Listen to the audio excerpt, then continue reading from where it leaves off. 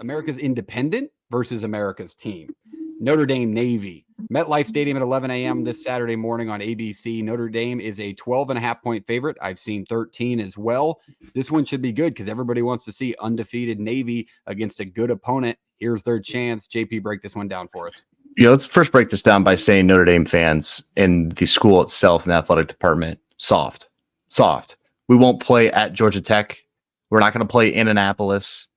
They play Army at home, correct? No, Yankee Stadium. Yankee Stadium. Even worse. We're scared to go to Mikey. Like, I understand you have fans across the country and whatnot, but give me a break. You're just taking home games away from teams whose atmosphere would be just as good as yours. Like, let's be honest. Like, I'm not saying Georgia Tech is the exception. I'm telling you, Navy undefeated Notre Dame coming to town is just as good as an atmosphere as if Navy was playing at Notre Dame. I'm telling you, Notre Dame at Mikey Stadium in upstate New York would be just as good as playing in South Bend. So, like, go play the team at home. Go play a true road game, you soft humans. That's my little rant for that. Obviously, players have nothing to do with that. They can't control it. But what they can control is an offense that's getting a little bit better and better with Notre Dame on that side of things. Marcus Freeman just continues to find a way to lean on his opponent with this offense and this defense and just kind of beat him into the ground. Georgia Tech really struggled to move the football last week. Obviously, the absence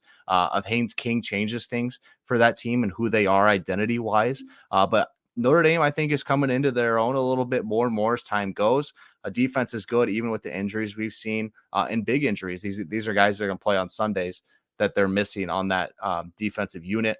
But if you're looking at a game that I'm sure that Marcus Freeman's had circled and a little worried about, it's when you're playing these service academies who are feeling really good about themselves and who've been good on both sides of the football, right? That's an understanding of just how hard these teams play. Just who they are, how hard it is to prep for the option when done really well. And to be clear with you, like, I don't think Notre Dame, as they have the better athletes, I don't think that they are just head and shoulders way above Navy as an entire football team. So I think that line sits at 12.5, 13, probably just based on, the talent level of things. And if Navy doesn't find a way to stop it. This is the first offense they've seen with the pulse outside of Memphis. Memphis had their way with them. So if Riley Leonard and this crew are going to get on the right path and stay that way, this is a good defense to do it against, as Navy's seen some points put on in this one throughout the year. This Navy team on the other side, like, this option attack's been good. Obviously, when you do that and you see everything that they've got going on, it's hard to prepare for, especially when they're humming and doing things well. They've thrown the ball a lot better this year. If you go look at the numbers, it's been incorporated into the offense rather than just a piece that they have to do in third and long or late in games in the fourth quarter. So it's a tough matchup for Notre Dame. It's a really tough matchup for Navy. Like, this is the outside of Memphis, which was a good win.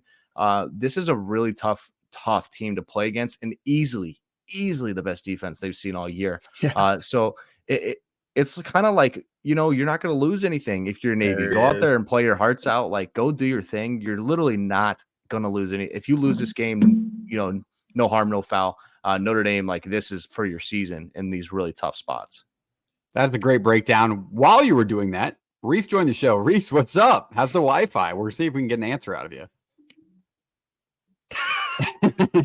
If you want to look up, if you look at the definition of adversity right now, you're going to see a picture of me, because while you said that, I think you cut out 6 or 7 times. My headphones are dead. I had to go rummage through to find some of these. I'm running. It's the farm life. I'm not chasing after cows tonight, but I'm dropping my dad off and stuff, dude. It is all over the place over here. But we're here. We're ready to talk football. All right. He's in the show somehow, some way. Jake, if we can put it together here. Let's talk a little Notre Dame Navy. Break this one down. Just wants to hang out. There was a 9-second delay after I got done talking, and you guys started talking too. This is going great. We're gonna roll with it, boys. Okay, I'll try to pick up from there. If there's one thing you guys know on the show, and when I talk about Notre Dame, I refer to Coach Freeman as Big Game Mark. He always seems to has his teams up for big games. Now he sleeps through Northern Illinois. Marshall. Marshall a few years ago, correct.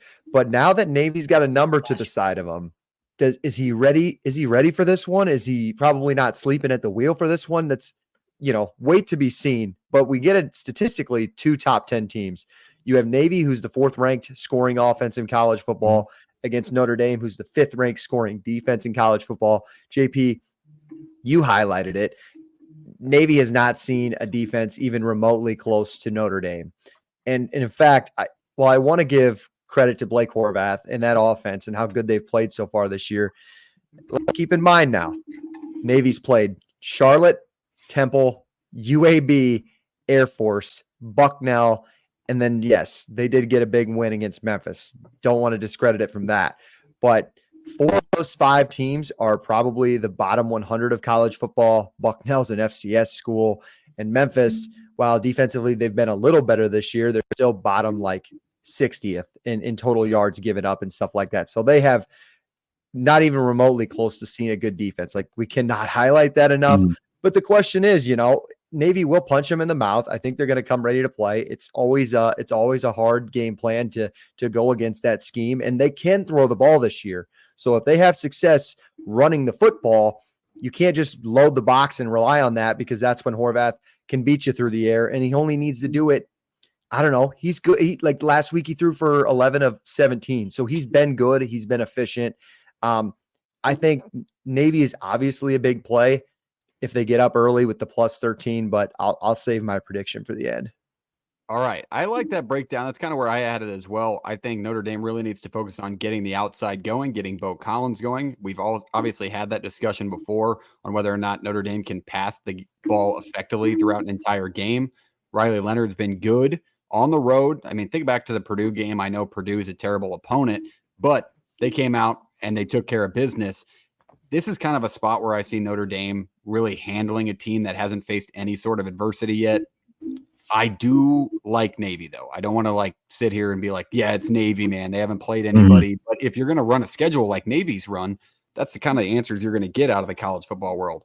I think they'll put up a fight early, but there's too much talent and too much depth on the side of Notre Dame, because even though they've had their injuries, they're still winning football games, and they're kind of in that winning way. This is a huge game for Notre Dame, and the fact that you drop one to NIU, makes that a must win. If you want to sneak into that Notre Dame slot they built for you in the playoffs, this is a must win game and a neutral site.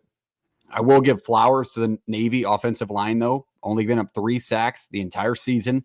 That's pretty impressive. But with the defensive front of Notre Dame and the talent they have in that defense in general, I think that number changes this week. And I think Notre Dame pretty much takes care of business on the road in this spot. Now, if Reese can give us a preview, I'd be really, really impressed. But we'll keep your thoughts short, Reese, but give us your breakdown if you can. Yeah, if I just start cutting out, you just give me a little hand or something. We'll figure it out. But I think you put it together very well right there. I think that this is a game where if they want to get in that 12 team at the end of the year, they cannot afford to lose it. And how much you have going for them too. You talk about this. It's also they have Army too. I mean I'm an Army guy. But it's like I think Army's a better football team compared to this Navy team too. So they have to be able to beat this team here and handle them too. So I think Marcus Freeman. It's also, are they able to run the ball offensively? If they're able to run the ball on this Navy team, which is pretty stout defensively, then they're set up for success. But if they're going to make him throw it, make it more uncomfortable, then covering the number I think gets to be a little bit more interesting for Notre Dame. All right, I like that. That's a good preview, especially for the adversity you're fighting yourself. I think one thing to make very clear here is that your face isn't moving. I feel like I'm watching Squid Game a little bit. Like I flipped on the English version, and it's just like I know it's Squid Game. Yeah, so that's kind of what I feel like I'm watching. But with that, let's go roundtable style. Pick this one, Notre Dame Navy, 12.5 points, probably what we'll put on the ATS board. Jake, you lead us off. Games we've predicted for Notre Dame this year, knock on wood, they haven't let me down. I think Notre Dame is up for the test with this one. I think Army, out of any teams, to give them fits down the road. I like Notre Dame in this spot. I'm not saying Navy's games so far have been fluky. I just don't think they really have an idea of kind of the athletes they'll see defensively on Saturday. I think Navy puts up more points than I originally or most of the country will probably expect them to, but I think Notre Dame pulls away at the end. I think Horvath finally makes some mistakes here and there against a really good secondary, maybe an Xavier Watts pick. That's what pulls Notre Dame away. They cover and win on the road in this spot. JP. No, give me Navy. Give me Navy in the points. I don't know if they outright win this thing, but they're going to have a real shot to be in this late. Now, here's what I'm thinking here. Like I talked about how Notre Dame got better offensively and stuff. yeah, it's just a Band-Aid on a larger wound. I don't think that it's gotten way better to the point where I need to just like laying 13 with them against a team who's feeling good about themselves. So I'll take the points with Navy. But you Notre Dame to win the game? Points with Yeah, Navy. close.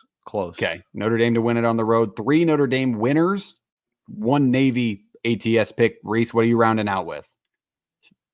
See, I feel like if they do cover this game, they're going to make it close. It's not going to be like, I don't think Navy's not going to be down 20 and then get a last second bomb to get a backdoor cover. I'll go with JP. I think Navy will cover this number. I think they'll just make it a little more sloppy, a little more interesting. I'll take Notre Dame in this spot to win, though, but Navy to cover. All right. There it is. That's game 1 of the Week 9 slate we are going to preview.